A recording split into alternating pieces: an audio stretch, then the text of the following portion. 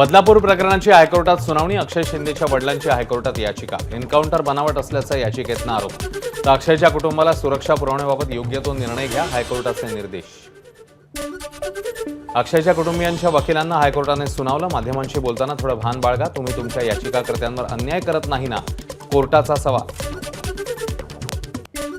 तर बदलापूर अत्याचार प्रकरणातील फरार आरोपी उदय कोतवाल आणि तुषार आपटे यांना 14 दिवसांची न्यायालयीन कोठडी। कल्याण न्यायालयाने सुनावली कोठडी। वरळी हिट अँड रन प्रकरणी पोलिसांकडून आरोपीच्या विरोधात आरोपपत्र दाखल केले जाण्याची शक्यता। मुख्य आरोपी मिहिर शहाने मद्यपान केल्याचे परिस्थितीजन्य पुरावे पोलिसांच्या हाती। पंतप्रधान मोदी परवा मुंबईच्या दौऱ्यावर। मोदींच्या हस्ते भुयारी मेट्रोच्या 3ऱ्या लाईनचं उद्घाटन होणार। वेगवेगळ्या लोकार्पण सोहळ्यांनाही हजेरी लावणार। मुंबई महापालिका मध्यवैतरणा धरणावर सौर ऊर्जा आणि जलविद्युत निर्मिती असलेली संकरित ऊर्जा प्रकल्प राबवणार। प्रकल्पातून 26.5 मेगावॅट वीज निर्मितीची अपेक्षा। विनाअनुदानित शिक्षकांचं मागील 49 दिवसांपासून आझाद मैदानवर आंदोलन। सरकार दखल घेत नसल्यानं आक्रमक होत आंदोलकांची सरकार विरोधात घोषणाबाजी। पावसाने दडी मारताच मुंबईत उन्हाच्या झळा। हवामान खात्याच्या कुलाबा केंद्रामध्ये काल 33.5 सेल्सिअस तापमानाची नोंद। सांताक्रूजमध्ये 32.5 सेल्सिअस तापमान नोंदवण्यात आले। मध्य रेल्वेच्या वेळापत्रकात शनिवारपासून बदल। रात्रीच्या कसारा कर्जत लोकल नियमित वेळेच्या 6 ते 12 मिनिटं आधी सोडणार असल्याचं वेळापत्रकात नमूद। रेल्वे हद्दीमधील नाल्यांची आता वर्षभर सफाई केली जाणार। मुंबईत 25 सप्टेंबरला झालेल्या पावसानं ट्रॅकवर पाणी आल्यानं रेल्वे सेवा ठप्प झालेली। त्यानंतर रेल्वे आणि पालिकेला जाग। मध्य रेल्वेवर 11 फास्ट लोकल 5 ऑक्टोबरपासून दादरवरून सुटणार। नवीन फलाट क्रमांक 11 वरून लोकल सुटणार, त्यामुळे 78 गाड्यांच्या वेळापत्रकात बदल।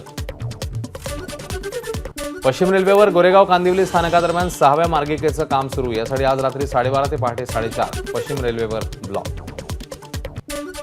मुंबई बँकेला गोरेगावमधील जागा देण्याचा निर्णय सरकारकडून रद्द। सरकारने नव्याने GR काढून निर्णय रद्द केला। पशु आणि मत्स्य विद्यापीठाची 3 एकर जागा सहकार भवन बांधण्यासाठी मुंबई बँकेला दिली होती। मुंबई सोन्याचा भाव प्रतितोळा 78,500 रुपये। पश्चिम आशियातील भूराजकीय तणावामुळे दरवाढ। दिवाळीपर्यंत सोन्याचा भाव 80,000 पर्यंत जाण्याचा अंदाज। मुंबईसह राज्यातल्या विजेच्या मागणीत वाढ। पावसाने विश्रांती घेतल्यानं वाढत्या अवकाळ्यानं वातानुकूलित यंत्र, विद्युत उपकरणं यांचा वापर वाढला। पुन्हा विजेची मागणी वाढली। नवरात्रोत्सवानिमित्ताने मंत्रालयामध्ये त्रिमूर्ती प्रांगणात एकत्र येत वरिष्ठ महिला अधिकाऱ्यांचं सेलिब्रेशन। यावेळी राज्याच्या मुख्य सचिव सुजाता सौनिक यांनीही लावली उपस्थिती। मुंबईतल्या ग्रँट रोड परिसरातील 4 मजली इमारतीचा भाग कोसळला। युनायटेड चेंबर या इमारतीच्या 2ऱ्या आणि 4थ्या मजल्याचा स्लॅब कोसळला। काही लोक जखमी झाल्याची माहिती। भिवंडीच्या बालाजीनगर परिसरातील तपस्या डाईंग कंपनीला भीषण आग। बॉयलरमधून तेल लीक झाल्यानं आग लागल्याची माहिती। आगीवर नियंत्रण। पालघरच्या वाडा तालुक्यातल्या खामगाव कुंडल रस्त्यावर एसटीचा अपघात। काही विद्यार्थ्यांसह प्रवासी जखमी। ब्रेक फेल झाल्यानं चालकाचं नियंत्रण सुटल्याची माहिती। पुण्यामध्ये स्कूलबस चालकाकडून 8 वर्षाच्या 2 मुलींवर अत्याचार। 45 वर्षीय चालकाला अटक। वानवडी पोलीस ठाण्यात गुन्हा दाखल। पुण्यातील अत्याचार प्रकरण। वंचितच्या 15 ते 20 कार्यकर्त्यांची स्कूल व्हॅनवर दगडफेक। कार्यकर्ते पोलिसांच्या ताब्यात। पुण्यामध्ये बापाने स्वतःच्या मुलीवर 1 वर्ष लैंगिक अत्याचार केल्याची घटना। शाळेतल्या गुड टच बॅड टच उपक्रमातून संबंधित प्रकार उघड। आरोपी पंकज ठाकूर पोलिसांच्या ताब्यात। सोशल मीडियावर उपदेशाचे डोस पाजणाऱ्या चैतन्य महाराजांना बेड्या। चैतन्य वाडेकरांनी खासगी रस्त्यासह कंपाऊंड उखडल्यानं पिंपरी चिंचवड पोलिसांकडून कारवाई। यवतमाळमध्ये पोलीस कर्मचाऱ्यावर अत्याचाराचा गुन्हा। लोहारा पोलीस ठाण्यामधील चालकाने घटस्फोटित महिलेला लग्नाचा आमिष दाखवून केला अत्याचार। पालघरहून मनोरकडे जाताना मध्यधुंद कार चालकाची 3 गाड्यांना धडक। दुचाकीस्वार तरुणांनी 25 ते 30 किलोमीटरपर्यंत कार चालकाचा पाठलाग करून त्याला पोलिसांच्या केलं हवाली। कापूस आणि तुरीच्या शेतात गांजाची शेती। नांदेड पोलिसांनी कारवाई करत 3 ट्रॅक्टर गांजा केला जप्त। अँब्युलन्समधून दारू घेऊन जाणाऱ्यांना वाहतूक पोलिसांनी रंगेहात पकडलं। नागपूरहून वर्ध्याकडे जात होती अँब्युलन्स। पोलिसांनी गाडीसह 5 लाखांचा मुद्देमाल केला जप्त।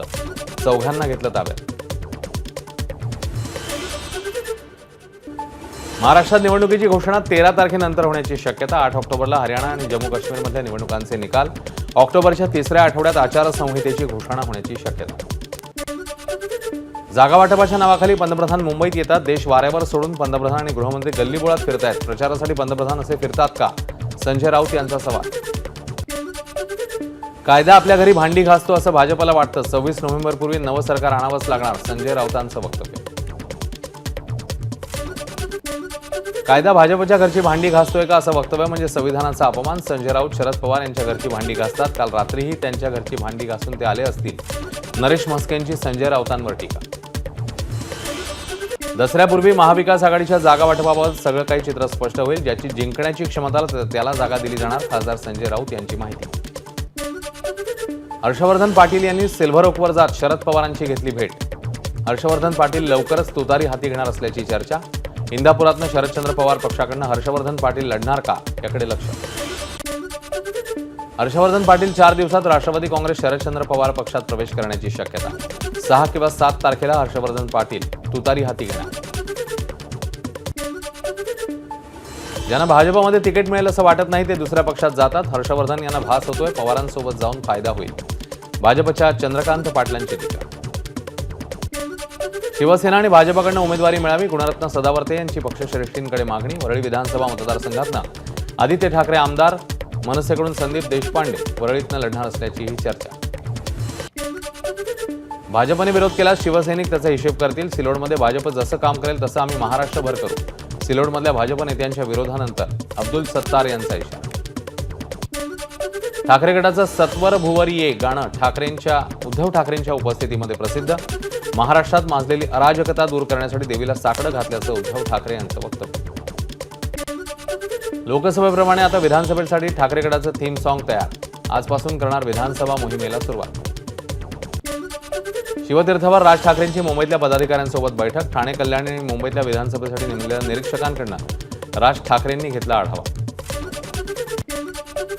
महाशक्तीच्या माध्यमातून 288 जागा लढण्याचा आमचा मानस. थोड्याच दिवसात परत बैठक होईल आणि त्यानंतर सविस्तर पद्धतीने कुठे कुठे कोणी लढायचं ते ठरेल. संभाजीराजे छत्रपतींची माहिती. अरुण गवळी यांच्या कन्या गीता गवळी ठाकरे गटात प्रवेश करणार असल्याची चर्चा. मिलिंद नार्वेकर यांनी घेतली आशा आणि गीता गवळी यांची भेट. गीता गवळी भायखळा विधानसभा लढवण्यास इच्छुक. गीता गवळी अखिल भारतीय सेनेच्या माजी नगरसेविका.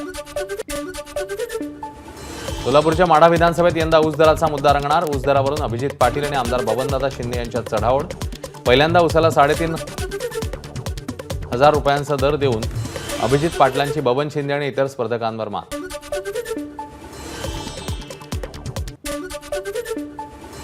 नितेश राणेंच्या कणकवली मतदारसंघात घराणेशाही नष्ट करण्यासाठी तो येतोय अशा आशयाचे बॅनरवर ठाकरे गटाचं मशाल चिन्ह.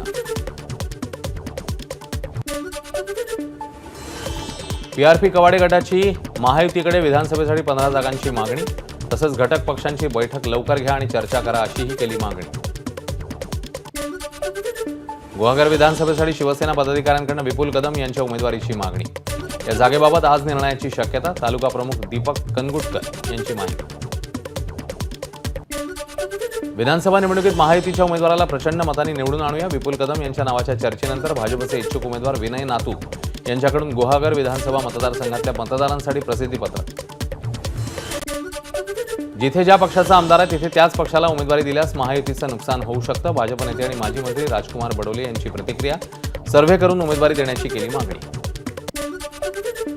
मध्य नागपूर विधानसभा मतदारसंघात भाजप उमेदवार बदलण्याच्या तयारीत. 3 टर्म आमदार असलेले विकास कुंभारे यांना अँटी इन्कमन्सीचा फटका बसण्याची शक्यता असल्यानं भाजप उमेदवार बदलणार असल्याची माहिती. अहमदनगरचे राष्ट्रवादीचे विद्यमान आमदार संग्राम जगताप यांची प्रचारामध्ये आघाडी. शहरातल्या चौकाचौकात झळकले विश्वास जुना, संग्राम भैया पुन्हा अशा आशयाचे बॅनर. भंडारा गोंदिया जिल्ह्यातील 7ही विधानसभा जागांवर काँग्रेसचा दावा. नाना पटोले मित्रपक्षांना जागा सोडायला तयार नसल्याची माहिती.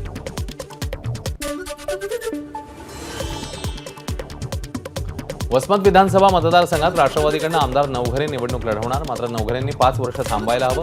शरदचंद्र पवार पक्षाच्या जयप्रकाश दांडेगावकर यांचं वक्तव्य.